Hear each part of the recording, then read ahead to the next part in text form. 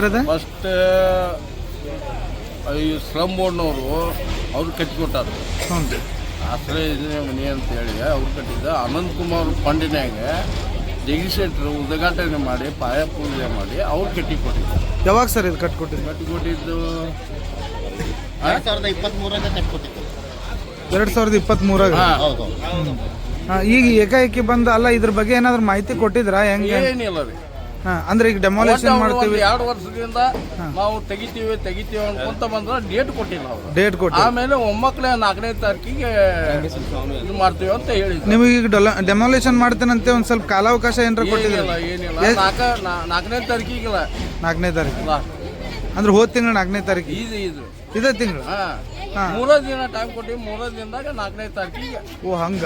ಹಾ 3 ದಿನ ಟೈಮ್ ಕೊಟ್ಟಿದ್ರು ಅಷ್ಟೇ. ಸರಿ. ಅಲ್ಲ ಈಗ ತಿಂಗಳು ಕೇಳಿದೀವಿ ನಾವೆಲ್ಲ ಸಾಮಾನು ತಗೊಳಕ್ಕೆ. ಕೊಡಲಿಲ್ಲ. ಈಗ ಟೋಟಲ್ ಎಷ್ಟು ಮನೆ ಇದ್ದು ಸರ್ ಇಲ್ಲಿ? 28 ಮನೆ ಇದೆ. 28 ಮನೆ. ಈಗ ಟೋಟಲಿ 28 ಒಂದು 30 ಮನೆ ಇದೆ. ಅವು ಆ ಕಡೆ ಅವು ಡೆಮಾಲಿಷನ್ ಅವು ಅಂದ್ರೆ 28